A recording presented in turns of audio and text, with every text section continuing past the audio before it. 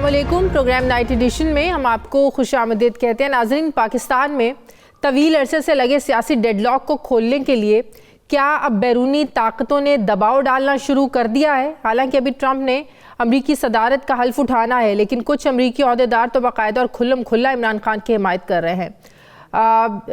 کیا واقعی جب سے نومنتخب امریکی صدر ڈونلڈ ٹرمپ نے خارجہ پالیسی کے ماہر رچرڈ گرینل کو اپنا صدارتی ایلچی نامزد کیا ہے, تب سے پاکستان تحریک انصاف میں اور زیادہ امیدیں پیدا ہونا شروع ہو گئی ہیں کہ عمران خان کو جیل سے آزادی ضرور ملے گی؟ حقیقت کچھ بھی ہو, لیکن پی ٹی آئی کی سوشل میڈیا بریگیڈ کا یہی ماننا ہے کہ نئی ٹرمپ انتظامیہ تحریک انصاف کے لیے مسیحا ثابت ہو سکتی ہے. ویسے تو ڈونلڈ ٹرمپ نے رچرڈ گرینل کو پوری دنیا میں امریکی مفادات کا تحفظ کرنے کے لیے اسپیشل مشنز کے لیے چنا ہے, لیکن انہیں یہ عہدہ ملنے پر پی ٹی آئی کو لگنے لگا ہے کہ اچھا وقت آنے والا ہے. پی ٹی آئی کی خوشی بلا وجہ بھی نہیں ہے, کیونکہ ٹرمپ کے نئے ایلچی انہوں نے پچھلے کچھ عرصے میں ایکس پر کئی بار عمران خان کی رہائی کا مطالبہ کیا ہے. وہ نہ صرف عمران خان کو ٹرمپ جیسا لیڈر مانتے ہیں, بلکہ وہ اکثر پی ٹی آئی رہنماؤں کی ٹویٹس کو اپنی وال پر ری پوسٹ بھی کرتے رہتے ہیں. 2 دن پہلے عمران خان کے ٹویٹر ہینڈل سے جب یہ ٹویٹ ہوئی کہ 2 مطالبات اتوار تک پورے نہ ہوئے تو سول نافرمانی کی تحریک کا پہلا مرحلہ شروع کریں گے, تو اس ٹویٹ کو بھی رچرڈ گرینل نے شیئر کیا. ایک پاکستانی میڈیا آؤٹ لیٹ نے جب رچرڈ گرینل پر ایک تضحیک آمیز ایک پوسٹ کی تو انہوں نے اسے اگنور کرنے کی بجائے باقاعدہ اسکرین شاٹ لگاتے ہوئے جواب دیا کہ ریلیز عمران خان, یعنی عمران خان کو رہا کرو. اب سوال یہ ہے کہ رچرڈ گرینل کی پاکستان کے سیاسی معاملات پہ خصوصی دلچسپی کیا امریکی اسٹیبلشمنٹ کو مجبور کر سکتی ہے کہ وہ پاکستان کے سیاسی حالات پر اثر انداز ہوں؟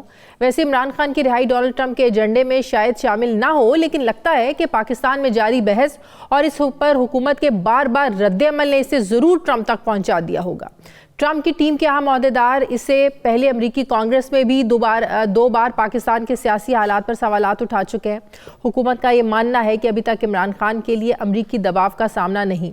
انہیں لگتا ہے کہ یہ پریشر کبھی آئے گا بھی نہیں. لیکن ناظرین, اگر ہم پاکستان کی تاریخ دیکھیں تو یہ حقیقت ہے کہ ماضی میں کئی بار پاکستان نے امریکی دباؤ کو قبول کیا ہے, لیکن یہ بھی حقیقت ہے کہ کئی مواقع ایسے بھی آئے جب پاکستان نے امریکی پریشر کو برداشت کیا لیکن قومی مفادات پر کمپرومائز نہیں کیا. امریکہ نہیں چاہتا تھا, لیکن پاکستان نے ایٹمی دھماکے کیے.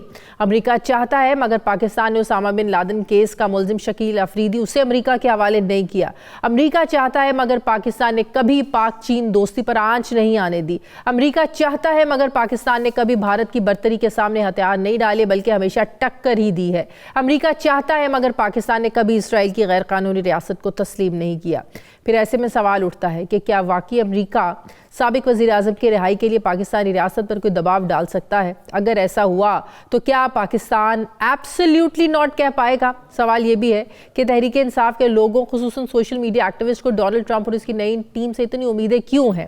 میں بات کروں گی. مجھے جوائن کر رہے ہیں فواد چودھری صاحب, سابق وفاقی وزیر ہے. عمران خان صاحب سے ملاقات بھی ان کی ہوئی ہے, جنہوں نے وہ چاہتے ہیں فواد چودھری صاحب بھی کہ حالات میں کشیدگی کم ہونی چاہیے, ڈائیلاگ ہونے چاہیے, لیکن اطلاعات یہ بھی ہے کہ عمران خان صاحب سے جب یہ کچھ لوگ ملے کل تو عمران خان نے کچھ ناراضگی والی باتیں بھی کی. فواد چودھری صاحب سے جان لیتے ہیں. السلام علیکم, بہت بہت شکریہ فواد چودھری صاحب آپ کا.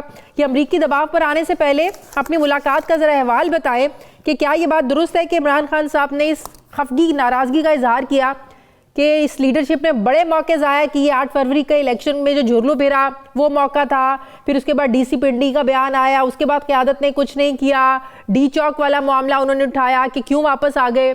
کیا ایسی ناراضگیوں کا اظہار کیا خان صاحب نے؟ شاید یہ تو پھر ایک انٹرنل ڈسکشن ہے, تو ظاہر ہے میرے لیے تو مناسب نہیں ہے کہ میں اس میں بات کروں, جبکہ میرے پاس یا تو ایکسپریس کوئی ایسی بات ہو کہ جس میں کر سکوں. پر میں یہ ضرور کہہ سکتا ہوں کہ خان صاحب کا جو موقف تھا وہ یہی تھا کہ 9 فروری کو تحریک چلانی چاہیے تھی, چٹھا کے استعفے پہ اکیلا نہیں چھوڑنا چاہیے تھا. یہ وہی موقف ہے جو پہلے بھی خان صاحب پبلکلی بھی ایکسپریس کر چکے ہیں. لیکن لیڈرشپ کے اوپر ناراضگی یا نہ ناراضگی, یہ ساری چیزیں جو ہے ظاہر ہے کہ اس کے اوپر میں کیا کامنٹ کر سکوں. صحیح. آپ نے ملاقات میں خان صاحب کو کیا مشورے دیے؟ دیکھیے شاید یہ تو پھر ایک انٹرنل ڈسکشن ہے, تو ظاہر ہے میرے لیے تو مناسب نہیں ہے کہ میں اس میں بات کروں, جبکہ میرے پاس یا تو ایکسپریس کوئی ایسی بات ہو کہ جس میں کر سکوں. پر میں یہ ضرور کہہ سکتا ہوں کہ خان صاحب کا جو موقف تھا وہ یہی تھا کہ 9 فروری کو تحریک چلانی چاہیے تھی, دیکھیے جی، میرا تو دو ہی میں نے عرض کی تھی پہلی میں ملاقات میں بھی. میں ایک تو سمجھتا ہوں کہ پاکستان میں دیکھیے جو خان صاحب کا اور جو اسٹیبلشمنٹ کا ایک اس وقت جو کشیدگی کا ماحول ہے، اس کا جو فائدہ ہے وہ تین طرح کے جو گروپس ہیں وہ اٹھا رہے ہیں. پہلا گروپ ہے جو شہباز شریف اور مریم نواز ہیں، جو الیکشن ہارنے کے بعد بھی حکومت میں براجمان ہے، اس لیے کہ اسٹیبلشمنٹ کی اور عمران خان کی لڑائی ہے. دوسرا گروپ ہے جو فائدہ اٹھا رہا ہے، وہ باہر بیٹھے ہوئے کچھ یوٹیوبرز ہیں جو اپنے ڈالر بنانے کے لیے اس کشیدگی میں اضافہ چاہتے ہیں اور اضافہ کر رہے ہیں. اور جو تین گروپ جن کو سب سے زیادہ نقصان ہو رہا ہے وہ ایک تو پاکستان ہے. سب سے بڑا نقصان پاکستان کو ہو رہا ہے، جو اوپر سے نیچے تک ڈیوائیڈ ہو گیا اس لڑائی میں. دوسرا جو بڑا گروپ ہے وہ پاکستان کی فوج ہے اور فوج کو بڑا نقصان ہو رہا ہے اس لڑائی کا. اور تیسرا گروپ جو ہے وہ عمران خان اور ہم لوگ ہیں، جو کہ اس لڑائی میں جو ہے وہ اپنے عمران خان جیل میں ہے. ہم لوگوں کے ساتھ جو ہو رہا ہے وہ بھی آپ کے سامنے 48 کیس ہے. صبح ہمارا سارا دن اور آپ سمجھیے کہ وقت یہ ہوتا ہے کہ اب ہم نے کس کورٹ میں جانا ہے، کیا کرنا ہے. سو ہم تین گروپس کی کاسٹ کے اوپر یہ تین گروپ فائدہ اٹھا رہے ہیں. تو جب یہ کشیدگی کم ہوتی ہے تو اس کا براہ راست فائدہ عمران خان کو پہنچتا ہے. اور میری نظر میں خان صاحب کو کشیدگی کم کرنے کے لیے اس طرف اقدامات جو ہیں وہ کرنے چاہیے اور اس میں کوئی حرج نہیں ہے. تو خان صاحب مذاکرات کے لیے کتنا سنجیدہ ہیں؟ نہیں، وہ تو سنجیدہ ہے، لیکن اصل مسئلہ یہ ہے کہ آپ اپریشیٹ کریں گی کہ تالی دو ہاتھوں سے بجتی ہے. اگر عمران خان کنونس ہو اور دوسری سائڈ کنونس نہ ہو تو ظاہر ہے کہ پھر بھی کچھ نہیں ہو سکتا. لیکن بہرحال یہ چونکہ ایک ایسا ماحول بن گیا ہے کہ انڈا پہلے یا مرغی پہلے، تو میرے خیال میں خان صاحب پہل کر لیں تو اس سے دیکھ لیتے ہیں کیا فرق پڑتا ہے. اور دوسرا میں نے خان صاحب سے یہ ریکویسٹ کی ہے کہ دیکھیں اپوزیشن الائنس بننا چاہیے. ذاتی لڑائیاں اکیلے لڑی جاتی ہیں، سیاسی لڑائیوں کے لیے الائنس چاہیے ہوتے ہیں، دھڑے چاہیے ہوتے ہیں، اور ہمیں اس طرف بڑھنا چاہیے. اور مولانا فضل الرحمان ہے، جماعت اسلامی ہے، جی ڈی اے ہے، یہ پارٹیاں ہیں، ایون شاہد خاقان عباسی صاحب ہے، ان لوگوں کو ہمیں اپنے ساتھ ملانا چاہیے اور ایک حل کی طرف بڑھنا چاہیے. لیکن خان صاحب بات کرنے کی بجائے بار بار یہ جو دھمکی آمیز بار بار ڈیڈ لائن دے دیتے ہیں کال کی، چاہے وہ احتجاج ہو، 24 نومبر کا جو احتجاج دیا کہ کال دی تھی جو بری طریقے سے پٹا، ناکام ہوا. اس کے بعد اب سول نافرمانی کی تحریک پچھلے ایک ہفتے سنڈے کی ڈیٹ تھی، 14 دسمبر تھا، اب آپ دیکھیں سنڈے تک کا وقت دیا ہے. تو کیا یہ تو وہی بات ہے نا کہ حکومت بھی اب سمجھتی ہے کہ یہ صرف ہمیں ڈرانے کے لیے، دھمکانے کے لیے انہیں فرق نہیں پڑتا ہے. تو کیا خان صاحب کو یہ بھی کوئی مشورہ دیا ہے کہ اس طرح کی کالز دینے سے بات بگڑے گی، بنے گی نہیں؟ پہلی بات تو یہ ہے کہ 24 تاریخ کا دھرنا ناکام کہنا تو مطلب بالکل ہی حقیقت کے برخلاف بات ہوگی. اور دوسری بات یہ ہے کہ عمران خان کے پاس پروٹیسٹ کرنے کی جو صلاحیت ہے، جو لوگوں کو جوڑنے کی صلاحیت ہے، اتنے ظلم، بربریت اور فسطائیت کے باوجود وہ تو کوئی اور اس کا تصور بھی نہیں کر سکتا. یعنی ایک آدمی جیل میں بیٹھ کے اناؤنس کرتا ہے پروٹیسٹ اور پورا پاکستان جامد ہو جاتا ہے. یہ طاقت تو دیکھیں کسی اور پاکستانی لیڈر کو نہیں ملی، لیکن عمران خان کی ایک کال کے اوپر پورا پاکستان بند ہوتا ہے.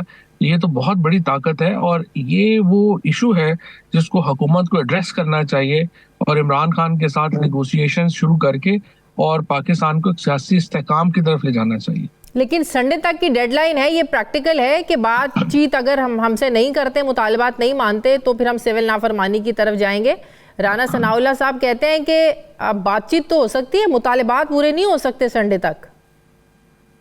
دیکھیے شازیہ، جب آپ نے کوئی بات چیت کرنی ہے تو رانا صاحب سے کوئی جو ہے وہ پلاؤ بنانے کی ترکیب تو نہیں نا پوچھنی. ان سے یہ تو نہیں پوچھنا کہ اپنا آج آپ نے کیا کھانا کھایا ہے، کیا پکایا. ظاہر ہے کوئی ایجنڈا ہوگا، کوئی بات ہوگی تو اس پہ بات ہوگی نا. تو اب عمران خان نے اپنے دو نکات سامنے رکھے ہیں، حکومت کے اپنے نکات ہیں تو وہ اپنے سامنے رکھ لے اور اس پہ بات کر لے. تو میرا نہیں خیال کہ اس میں کوئی ایسی بات ہے کہ آپ نے مطالبات ہی رکھیں گے نا. بات کس ایشو کے اوپر بات کریں گے؟ اگر مطالبہ نہیں ہوگا، بات نہیں ہوگی، نکات نہیں ہوں گے، کس پہ بات ہوگی؟ امکانہ بات ہے نا رانا صاحب. ٹھیک ہے، بہت شکریہ فواد چودھری صاحب، سابق وفاقی وزیر تھے. مجھے بریک لینی ہے ناظرین، پروگرام میں وقت ہوا ہے چھوٹے سے وقفے کا، واپس آتے ہیں.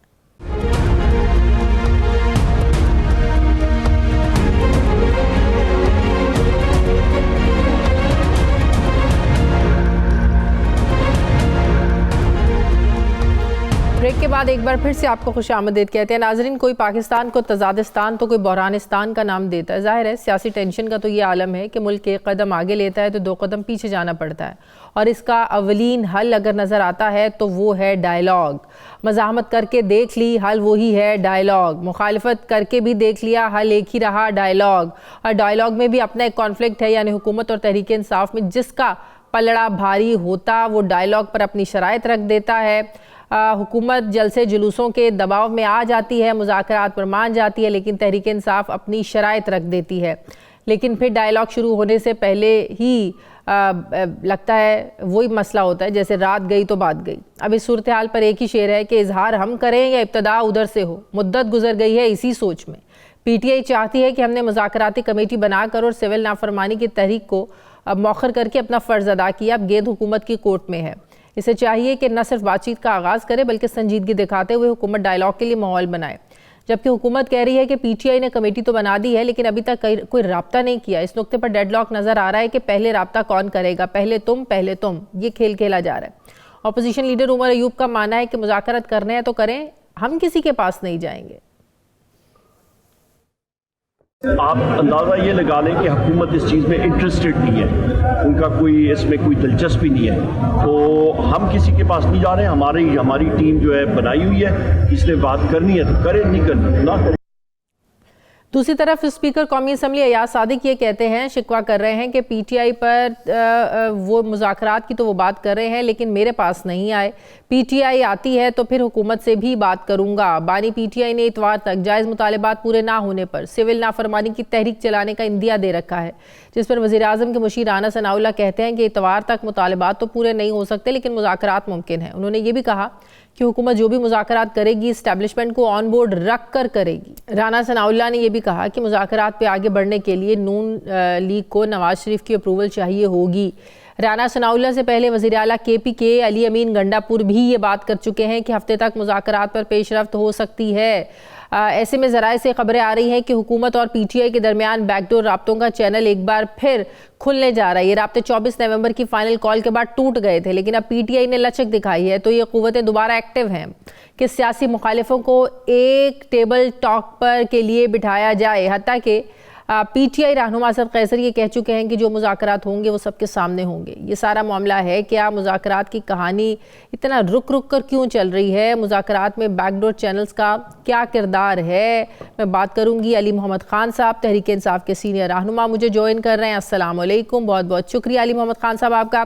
علی محمد خان صاحب, ایک چیز تو کھل کر سامنے آ گئی, جو بات آپ لوگ شروع میں کہتے تھے, خان صاحب تو ڈٹے ہوئے تھے بلکہ اس بات پر کہ بات ہوگی تو صرف اسٹیبلشمنٹ سے ہوگی, ان لوگوں سے بات کرنے کا کیا فائدہ, ان کے پاس تو کوئی طاقت ہی نہیں ہے, اختیار ہی نہیں ہے, با اختیار لوگ تو ہیں نہیں, یہ خان صاحب کہتے تھے. اب رانا ثناءاللہ صاحب خود کہہ رہے ہیں جو بھی بات ہوگی وہ اسٹیبلشمنٹ کو آن بورڈ لے کر ہوگی. تو آپ لوگ تو انہیں قصوروار ٹھہراتے ہیں کہ یہ کرنا نہیں چاہتے. وہ اب خود ماننا شروع ہو گئے ہیں کہ جو بات بھی ہوگی ظاہر اسٹیبلشمنٹ کو سامنے رکھ کر ان سے پوچھ گچھ کر کے ہی بات ہوگی. تو اس میں ان بیچاروں کا تو کوئی قصور نہیں. علی صاحب بہت شکریہ جی. وعلیکم السلام. بسم اللہ الرحمن الرحیم. اللہم صلی علی محمد وعلی آلہ وصحبہ وسلم. میرے خیال میں جو رانا صاحب نے بات کی ہے اس سے یہ مذاکرات کا عمل شاید عملی طور پہ آگے بڑھ پائے, کیونکہ انہوں نے جو یہ کہا ہے کہ وہ اپنے ان کے جو لیڈر ہیں نواز شریف صاحب, ان کی اپروول سے کریں گے سارا کچھ, اور وہ اسٹیبلشمنٹ کو اعتماد میں رکھ کے یا ان کا موقف اپنا ان کو اپنے ساتھ ایک لوپ میں رکھ کے وہ بات کریں گے. سب کو پتا ہے کہ شہباز صاحب وزیر اعظم کی کرسی پہ ضرور ہیں, لیکن ان کی فیصلہ سازی اور ان کے تنظیمی امور سب چیزیں تو میاں صاحب ہی دیکھتے ہیں, نواز شریف صاحب. تو اس کا مطلب ہے کہ ان کی طرف سے تو اس حد تک سنجیدگی بہرحال ہے, لیکن میرے خیال میں بہت سا قیمتی وقت حکومت کی طرف سے ضائع ہوا ہے. دو وجوہات سے مجھے لگتا ہے. ایک تو ان کی طرف جو کچھ لوگ ذرا جذباتی ہیں یا روایتی سیاست کرتے ہوئے جو ہمارا ایک رجحان بن گیا ہے پارلیمنٹ میں بھی باہر بھی, کہ ایک دوسرے کے اوپر تانا زنی کرتے ہیں اور لان تان کرتے ہیں. عام حالات میں ہی چلتا ہے پالیٹکس میں, لیکن میرے خیال میں اس وقت صورتحال ایسی ہے, اس میں معاملات کو ٹھیک کرنے کے لیے تھوڑا سا صبر و تحمل سے کام لینا ہوگا, بعض چیزوں کو صرف نظر بھی کرنا ہوگا. تو اس وجہ سے ایک تو یہ نقطہ تھا جس کی وجہ سے حکومت نے تھوڑا سا وقت میرے خیال میں ضائع کیا ہے. دوسرا یہ پہلے آپ والی بات ہے جو آپ نے بھی بات کی, یہ پہلے آپ میں اکثر گاڑی چھوٹ جاتی ہے. میرے خیال میں یہاں اسپیکر صاحب کو ان چیزوں کا ذرا احساس بھی ہونا چاہیے. بھی ان سے اس پہ بات کروں گا کہ دونوں طرف ایک جھجک ہے, حکومت کی طرف بھی اور ہماری طرف. تو بالکل وہ قدرتی امر ہے, ہم تو حکومت کے پاس نہیں جا سکتے. جھجک ہے یا انا کا مسئلہ؟ نیوٹرل فورم پہ بات کر سکتے, ایک ہی بات ہے. تو میرے خیال میں یہاں اسپیکر صاحب کو تھوڑا سا پرو ایکٹیو, ان کو پتا ہے. دیکھیں کوئی ڈنڈورا تو آپ نہیں پیٹ سکتے عمر ایوب صاحب یا رانا ثناء اللہ صاحب کی گلی میں جا کے ڈنڈورا پیٹے کہ ہم مذاکرات کے لیے تیار ہیں, سب کو خبر ہو. تو سب کو پتا ہے, کمیٹی خان صاحب نے بنا دی ہے, ممبران موجود ہیں, ممبر رانا ثناء اللہ صاحب یا ان کے اور لوگ جو ہیں وہ کہہ رہے ہیں کہ ہم مذاکرات کے لیے تیار ہیں اور اس پہ پیش رفت کریں گے. میرے خیال میں یہاں اسپیکر صاحب کو تھوڑی سی ہل جل کرنی چاہیے, دونوں سے بات کریں, ان کو بلائیں.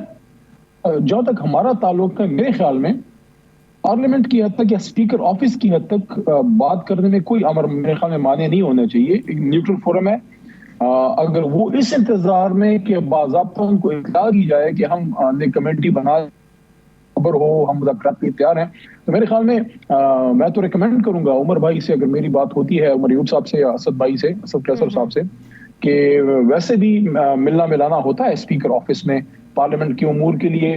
اب یہ سیشن ہمارا پروروگ ہوا ہے, سیشن ختم ہوا ہے, ابھی اسپیکر کانفرنس ہوئی ہے, تو مختلف چیزوں پہ تقریباً روز کی بنیاد پہ اسپیکر آفس کے ساتھ رابطہ ہوتا ہے, اپوزیشن کا بھی ہوتا ہے, حکومت کا بھی ہوتا ہے. تو ہماری طرف سے میرے خیال میں کہ انٹیمیشن اگر چلی جائے اس میں کوئی میرے خیال میں کوئی امر مانے نہیں ہونا چاہیے. ہاں اگر حکومت اس انتظار میں ہے کہ ہم ان کو انٹیمیٹ کریں, حکومت کو ہم نہیں کریں گے, ہم زیادہ سے زیادہ اسپیکر آفس کو انٹیمیٹ کریں گے. اور میرے خیال میں اگر حکومتی سینئر لیڈرز کو بھی کر دے, نون لیگ کے سینئر لیڈرز کو بھی کر دے, تو اس میں کیا حرج ہے؟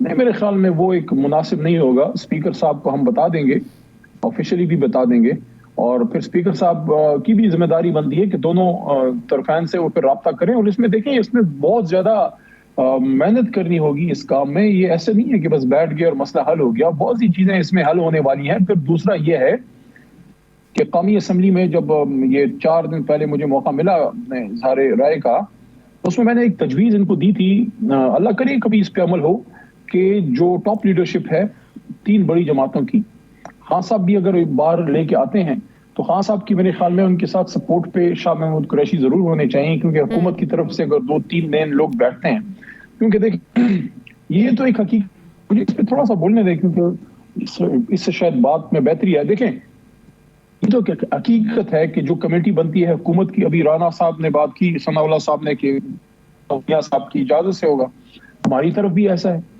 پھر سے آپ قدم آگے نہیں بڑھا سکتے نا, جو ہوگا عمران خان صاحب کی اجازت سے ہوگا. تو میرے خیال میں یہ کمیٹیاں اگر امیڈیٹ ملتی ہیں, اس میں پیش رفت ہوتی ہے, خان صاحب کی رہائی تک تو یہ کمیٹیاں ایک میجر رول پلے کر سکتی ہیں. اللہ کرے خان صاحب اور اسیران نکلیں, لیکن اس کے بعد سب لیڈرشپ کو ایک ذرا دل بڑا کر کے اور پھر بیٹھنا میرے خیال میں چاہیے. تو اتوار تک آپ دیکھیں نا, تقریباً 48 گھنٹے رہ گئے, اتوار تک کی ڈیڈ لائن ہے نا, اس کے بعد کا ہے نا سول نافرمانی کی تحریک ہم چلائیں گے. تو دیکھیں اس میں میری بات سنیے, دیکھیں میں اس کا دیکھیں احتجاج اس لیے ہوتا ہے کہ ایک دروازہ کھلے گفتگو کا اور راستہ بنے مسائل کے حل کا.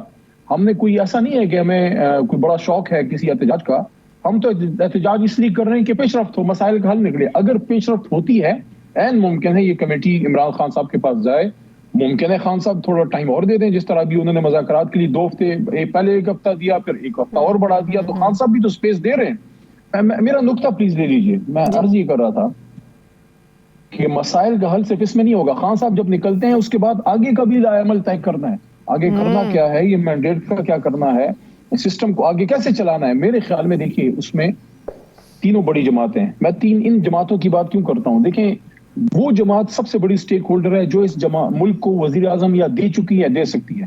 مسلم لیگ نون 4 بار 5 بار میرے خیال میں وزیر اعظم دے گئی ہے, 3 بار میاں صاحب, 1 بار 2 بار شہباز صاحب, اور پیپلز پارٹی بھی بھٹو صاحب 2 بار, بی بی صاحبہ اور 1 بار ان کی, تو 4 بار یہ بھی, اور 1 بار ہمارے بھی پی ایم آئے ہیں خان صاحب.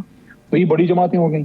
یہ اگر پہلے راؤنڈ میں بیٹھتے ہیں بڑی لیڈرشپ، تو وہاں سے اگر زرداری صاحب ہیں تو ادھر سے دو تو ان کے ساتھ بیٹھیں گے، میاں صاحب یا شہباز صاحب دونوں، تو یہاں سے کم از کم خان صاحب کے ساتھ ایٹ لیسٹ ان کی مین لیڈرشپ میں شاہ محمود کوئی سینئر لیڈر تیسرا یا دوسرا، لیکن کم از کم یہ دو علوی صاحب ہو سکتے ہیں، فارمر پریزیڈنٹ ہیں اور اس وقت بڑے ایکٹیو ہیں ماشاءاللہ، اپنا رول ادا کر رہے ہیں. تو یہ جب بیٹھے ہیں تو اس کے سیکنڈ راؤنڈ میں پھر جو اور علاقائی جماعتیں ہیں، جو مذہبی جماعتیں ہیں، جو چھوٹی پولیٹیکل جماعتیں جس میں ایم کیو ایم ہے، جس میں جماعت اسلامی ہے، جمعیت علماء اسلام ہے، مینگل صاحب کی جماعت ہے، چکزئی صاحب کی جماعت ہے، اے این پی ہے، کوئی اور بھی اسٹیک ہولڈر ہے، بے شک ان کو بٹھائیں اور ایک براڈر اسپیکٹرم میں کچھ چیزوں کا فیصلہ کر لیں. دیکھیں آخری بات، یہ اتنی آئیڈیلزم بھی اچھی نہیں ہے کہ ہم کہیں کہ وہ جناب سارے بائی بائی بن کے تو جناب قومی حکومت نہیں، ممکن نہیں. اپوزیشن بھی ہوگی، حکومت بھی ہوگی، تند و تیز باتیں بھی ہوں گی، اختلاف بھی ہوگا، تھوڑی بہت پکڑ دکڑ بھی ہوگی، لیکن کچھ چیزیں ڈیسائیڈ کر لیں کہ ہم نے اکانومی کے ساتھ کیا کرنا ہے. وہ بات بالکل ٹھیک ہے، وہ بات بالکل ٹھیک ہے. ابھی اگر خان صاحب نکلتے ہیں مذاکرات کے نتیجے میں، سن لیں اگر کچھ ان کی رہائی کا کوئی راستہ نکلتا ہے تو کیا خان صاحب اس حکومت کو سپیس دینے کے لیے تیار ہوں گے؟ کیونکہ کہا جا رہا ہے کہ ادھر سے بھی کچھ گارنٹیز چاہیے، ایسا نہ ہو کہ نکلتے ہی اس حکومت کو ٹف ٹائم دینے کے لیے پھر احتجاج، تحریکیں، دھرنے اور ان کو گھر بھیجو، ایک دوبارہ سے وہ تحریک شروع ہو جائے. تو کیا خان صاحب بھی ان کو سپیس دینے کے لیے تیار ہیں؟ سپیس دیں گے آپ لوگ؟ اس حکومت کو چلنے دیں گے؟ دیکھیے یہی میں بات کر رہا تھا، آپ نے بیچ میں آخر میں مجھے شاید آپ سن نہیں پائیں، میں یہ عرض کر رہا تھا کہ جب خان صاحب نکلتے ہیں تو اس کے بعد یہ جب اگر کوئی بیٹھک ہوتی، اللہ کرے ہو، ڈائیلاگ ہو، تو اس میں یہ پھر ڈیسائیڈ بھی کرنا ہے نا کہ آپ نے نئے فریش الیکشن کی طرف جانا ہے یا آپ نے اس الیکشن کا آڈٹ کرنا ہے. ایسے تو نہیں آپ اس کو لامت بنائی چھوڑ سکتے. اس الیکشن پہ تو سب کو پتا ہے کہ اس کی جو صورتحال ہے، یعنی کہ the heart of their heart سب کو پتا ہے کہ انہوں نے کیا کس طرح یہ الیکشن میں اقتدار میں آئے ہیں. آپ یہ دیکھیے کہ قومی اسمبلی میں پیپلز پارٹی چیزوں کو دیکھ رہی ہے، مجبوری کے امر میں، مجبوری کے حالات میں وہ حکومتی بینچز پہ بیٹھے ہیں، لیکن وہ اپنے آپ کو سیف رکھ رہے ہیں، وہ اپوزیشن وہ کر رہے ہیں بہت سی چیزوں پہ، ان کو اعتراض بھی کر رہے ہیں، بیٹھے بھی حکومت میں ہیں، ادھر سے سندھ میں بھی بیٹھے ہیں، صدر بھی ان کا بیٹھا ہے، لیکن وہ ایک امپریشن ایسا دے رہے ہیں جیسے وہ اپوزیشن میں، حالانکہ وہ حکومت میں بیٹھے ہیں. تو سب کو پتا ہے کہ یہ ایک ٹیمپرری ارینجمنٹ ہے یہ جو حکومت ہے. تو اس کے دو راستے ہیں، یا تو آپ نے جوڈیشل آڈٹ کرنا ہے فروری 8 کے الیکشن کا، یا نئے الیکشن کی طرف جانا ہے. میرے سے میری ذاتی رائے اگر پوچھے، میرے خیال میں 2002 کے بعد جو ایک سسٹم چلا ہے، وزرائے اعظم چینج ہوئے ہیں، سب کچھ ہوا ہے، لیکن 5 سال کی ٹرم پوری ہوئی. میرے خیال میں 5 سال کی ٹرم اس سسٹم کو پوری کرنی چاہیے. اس فریجائل جمہوریت کے لیے یہ مناسب نہیں ہے کہ آپ اس کو بیچ میں توڑ کے، کیونکہ جب تک الیکشن کمیشن یہ بیٹھا ہے اور چیزیں ٹھیک نہیں ہوتی تو اس کی کیا گارنٹی ہے کہ نیا الیکشن بھی آپ کو دوبارہ فارم 47 یا پتہ نہیں کوئی نئی کہانی لگ جائے اور پھر کوئی اور جو ہے رو رہا ہو. تو پھر اس الیکشن کا آڈٹ ہونا چاہیے. اچھا وہ آڈٹ کون کرے گا؟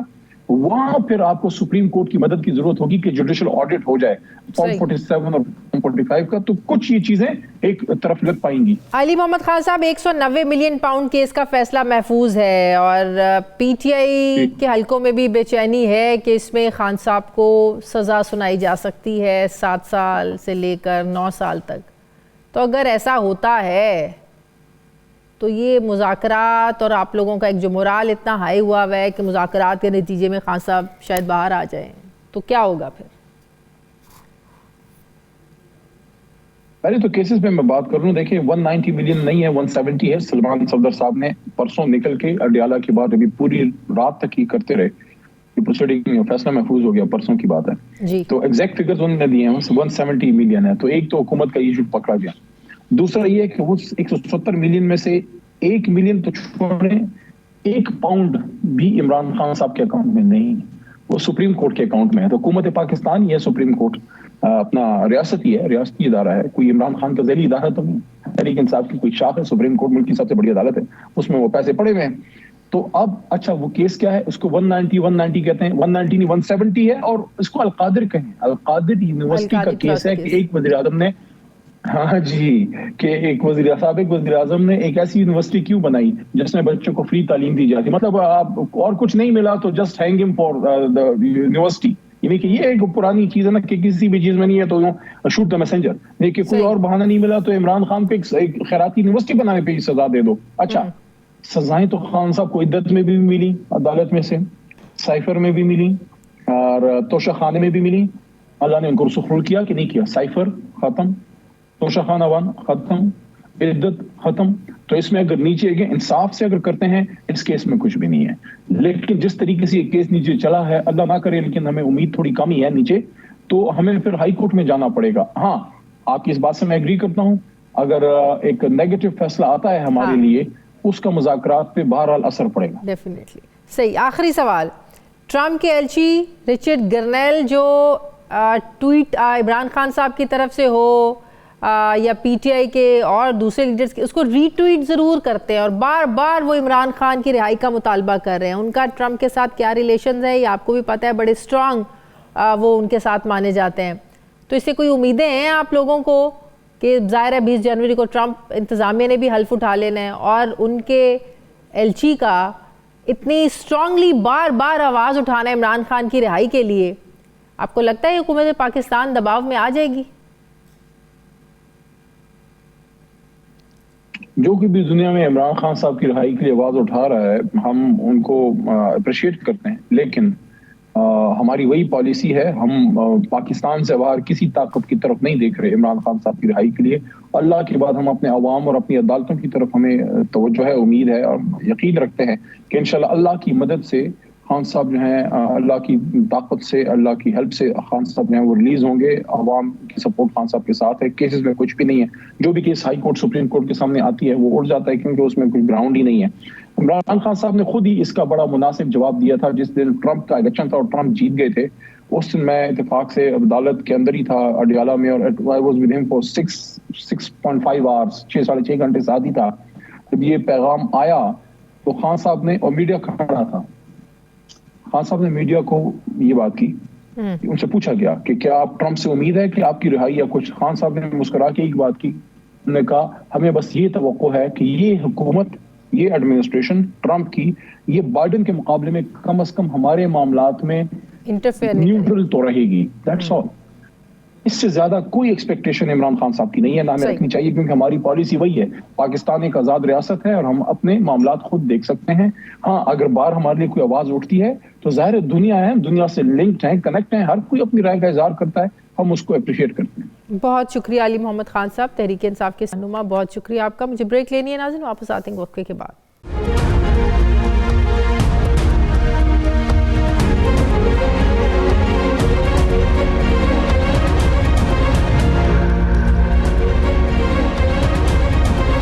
ब्रेक के बाद एक बार फिर से आपको खुशामदीद कहते हैं नाज़रीन। पाकिस्तान का बैलिस्टिक मिसाइल प्रोग्राम एक बार फिर अमेरिका को खटकने लगा है। नौमुंतखब सदर डोनाल्ड ट्रंप के हल्फ लेने से एक माह पहले जो बाइडन इंतज़ामिया ने जाते जाते पाकिस्तान के बैलिस्टिक मिसाइल प्रोग्राम से जुड़ी 4 कंपनीज पर पाबंदी लगा दी और ये खदशा जाहिर किया है कि पाकिस्तानी मिसाइल अमेरिका को भी निशाना बना सकते हैं। पाकिस्तान ने अमेरिका के इस फैसले को मुअत्तब और बदकिस्मती करार दिया है। जिन पाकिस्तानी इदारों पर पाबंदी लगाई गई है उनमें मिसाइल प्रोग्राम की निगरानी करने वाला एक सरकारी इदारा NDC यानी नेशनल डेवलपमेंट कॉम्प्लेक्स भी शामिल है।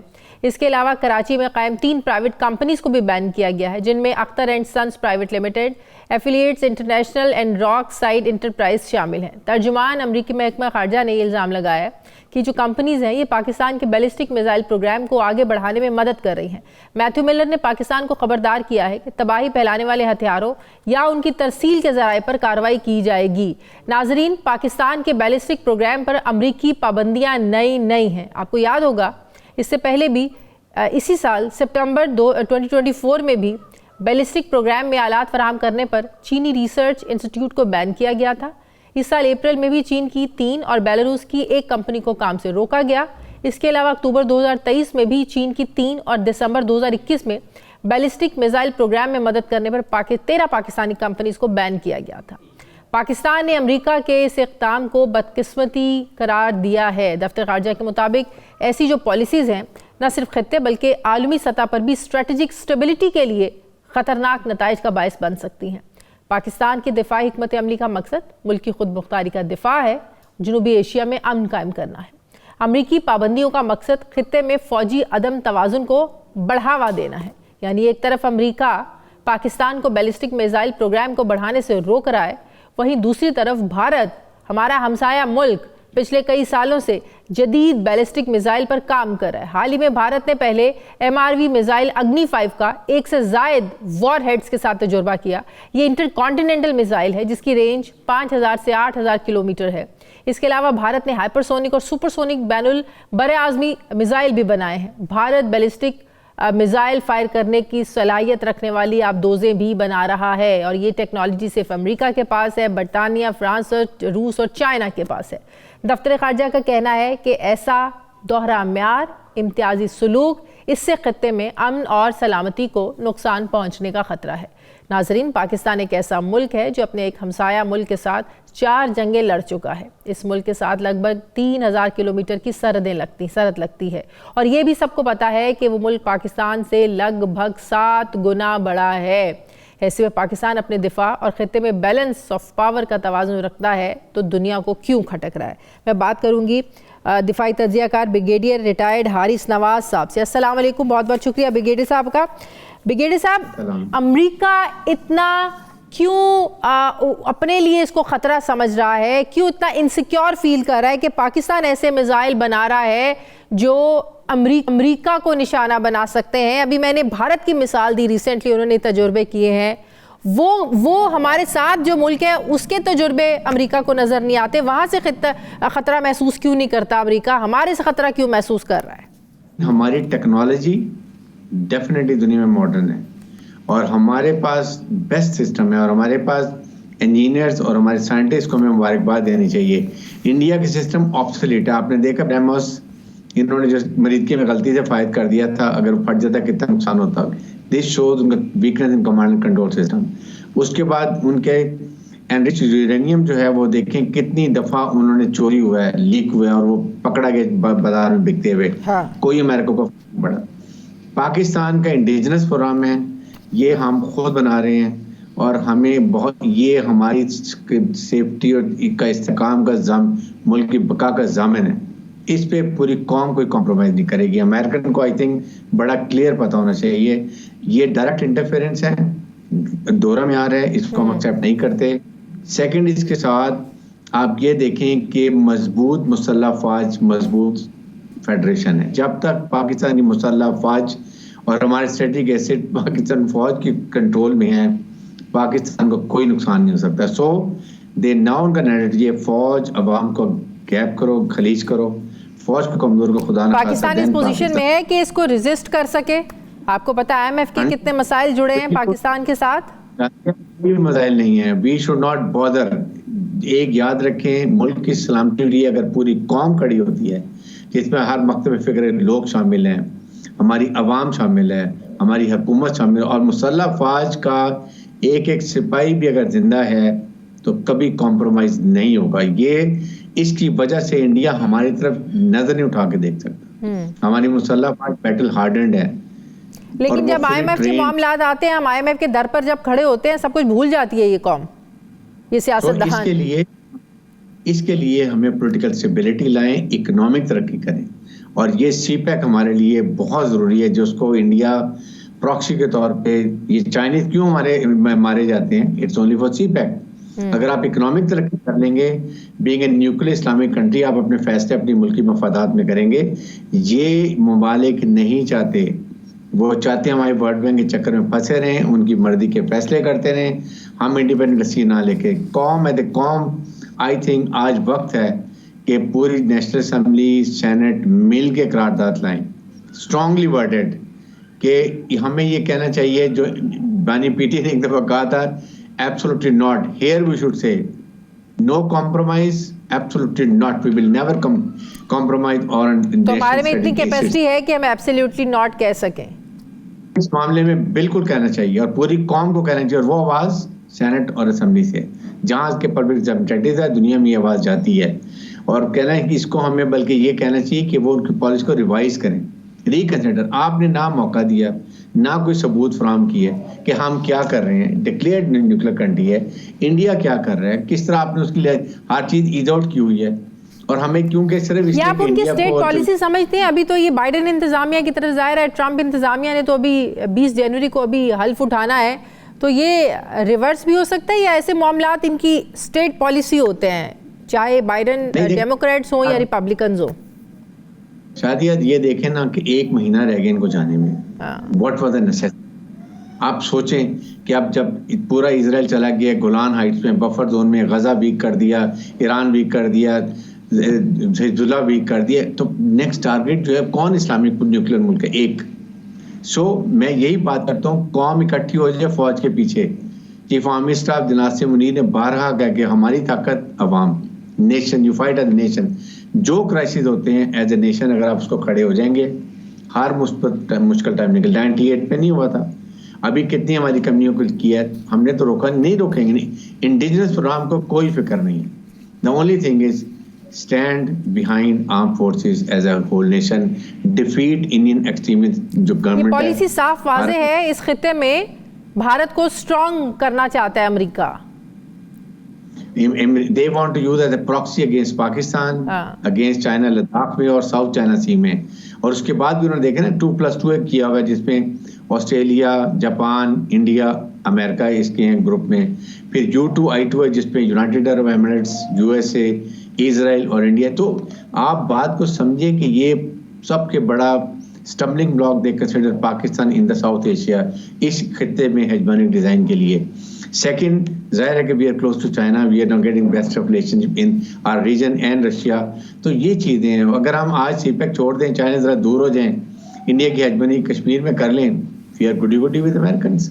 بٹ ہمیں اپنے نیشنل انٹرسٹ میں کوئی کمپرومائز نہیں. اور یہ study cases no compromise, I think یہ ہمیں ایک ڈیسائیڈ کر کے اناؤنس کر دینا چاہیے, اور ہمیں امریکہ کو کہنا چاہیے کہ please revise your policy, it is unfair.